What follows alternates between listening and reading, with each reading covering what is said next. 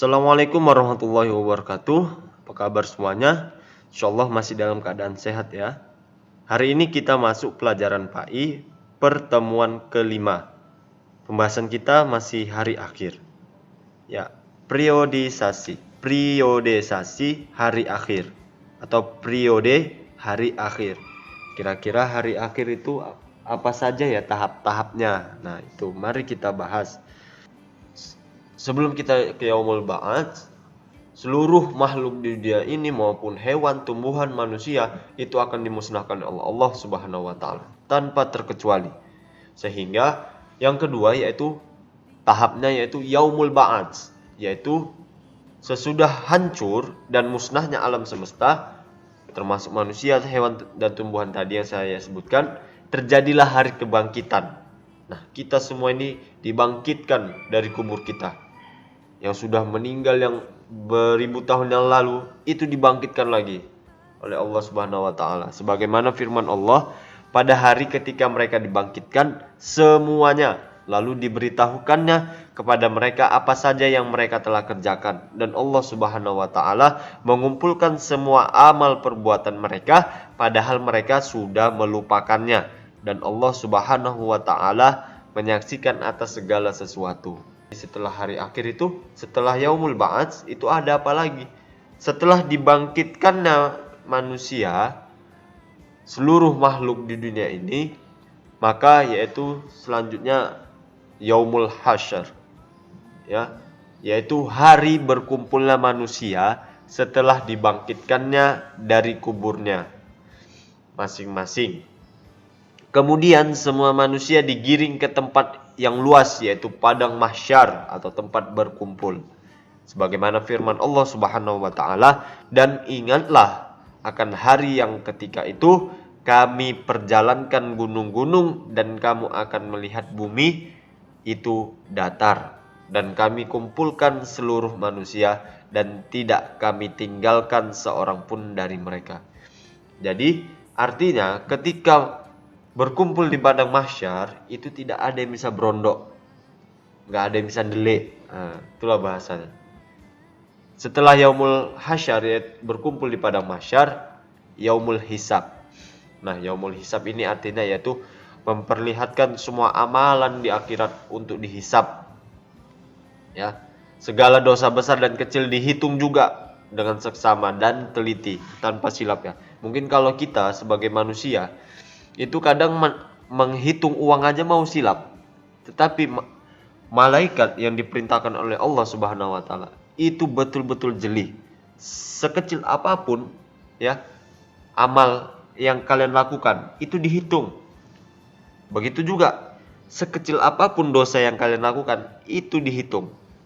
Ini dihitung checklist dosa berapa dosanya gini. Jadi nanti setelah di Yaumul Hisab, lanjut Yaumul Mizan. Nah, ini kalian udah tahu ini jumlah pahala ya dihisab, pahala kebaikannya berapa, pahala dosanya berapa, dihitung, ditampilkanlah di monitor.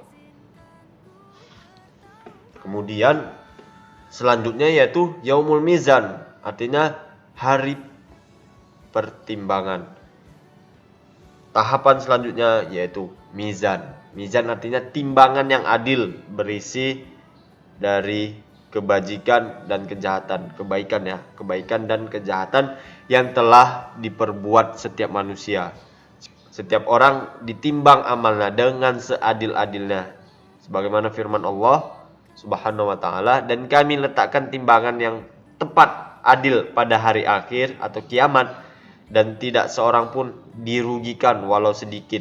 Dan jika amalan itu hanya seberat zarrah, pasti kami berikan pahalanya, dan cukuplah kami saja yang memperhitungkannya. Jadi timbangannya itu adil, tidak ada nokoi-nokoi.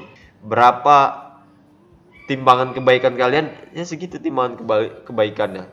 Berapa timbangan kejahatannya kalian, ya segitu timbangan kejahatannya. Oke.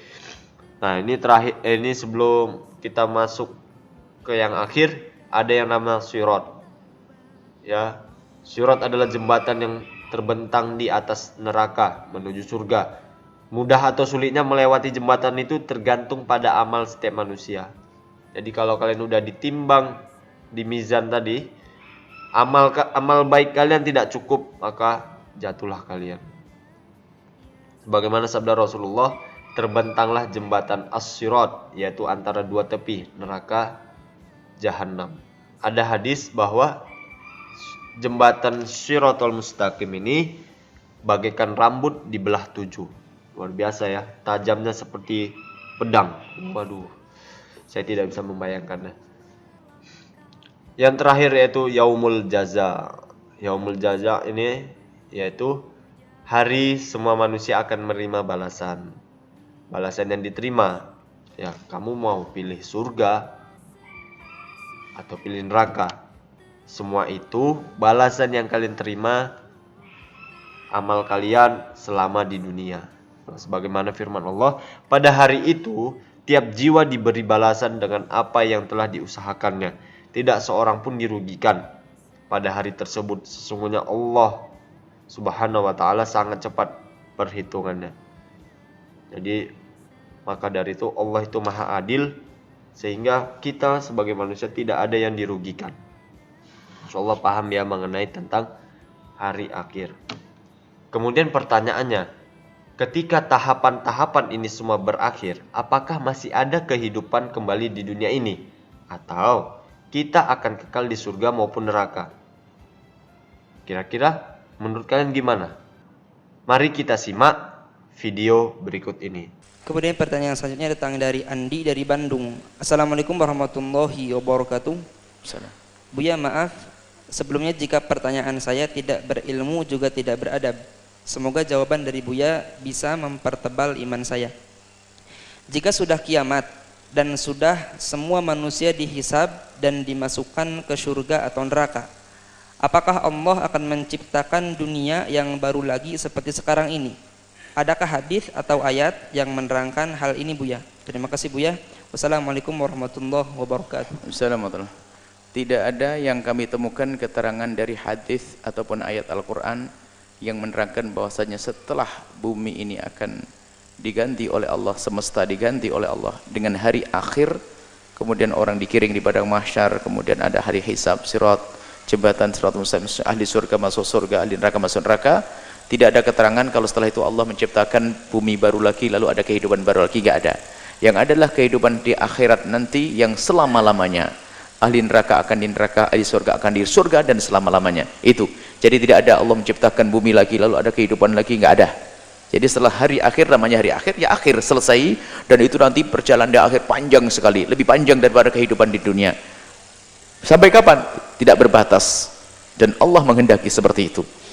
Baik, ini yang pertama. Kemudian nasihat yang kedua adalah untuk nasihat ini, jangan Anda ngurusi urusan Allah. Allah urusi urusan dirimu sendiri. Sekarang Anda punya batas waktu. Kalaupun Anda sepanjang apapun orang hidup di dunia, Anda punya batas hanya 80-90 tahun. Pikiri umurmu yang 80-90 itu.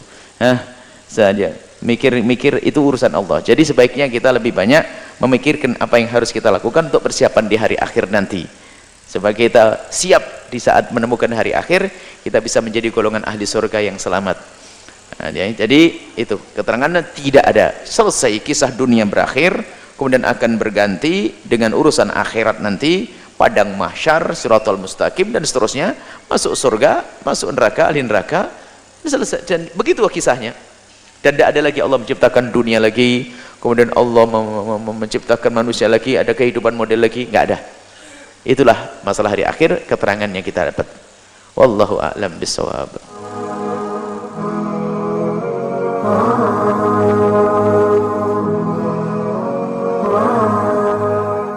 Setelah menyaksikan video berikut, maka telah selesai materi pertemuan kelima. Mudah-mudahan mendapatkan ilmu yang bermanfaat dan keberkahan. Amin.